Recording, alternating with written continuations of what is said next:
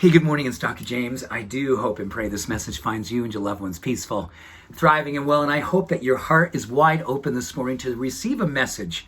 That this message actually was notes that I made to myself last May, over a year ago, when I was really starting to wonder about, oh my goodness, how is this all gonna go? And yes, it went on and on and on, and it's been over a year since I wrote these notes to myself, but they're so perfect for this morning. So I hope you are ready for something like a fire hose of spirituality is coming at you. And just receive this because it's beautiful and it's healing, because that's what love is all about.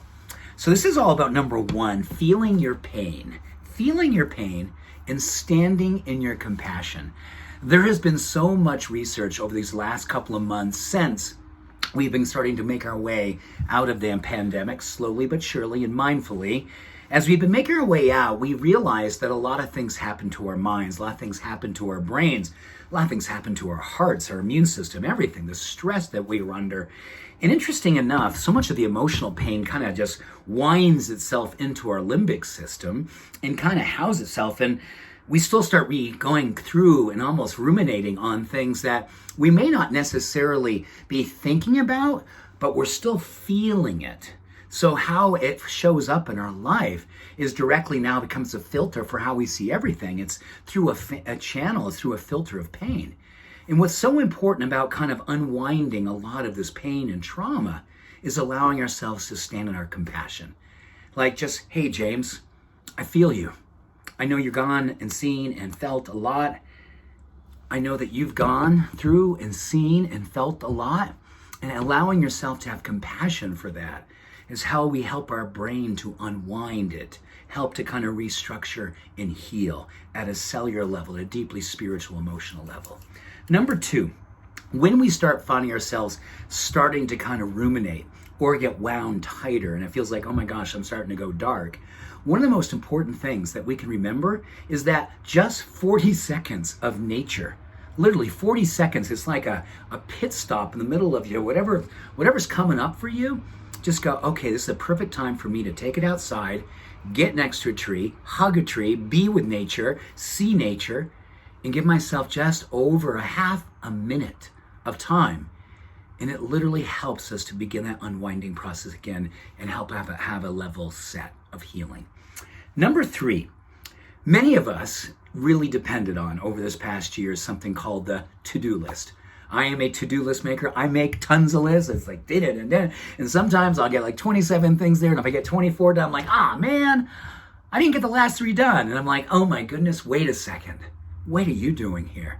Holding yourself to an unfair level of expectation? Yes, I do that every now and then. Do you? And when I do that, I say, oh, what's going to be my to you? And I've learned over time that place at least the top 3 things at the beginning, at the end, that are just nurturing for my heart, that make me feel good about me. They have nothing to do without being productive, nothing to do with my work, nothing to do with my civic life.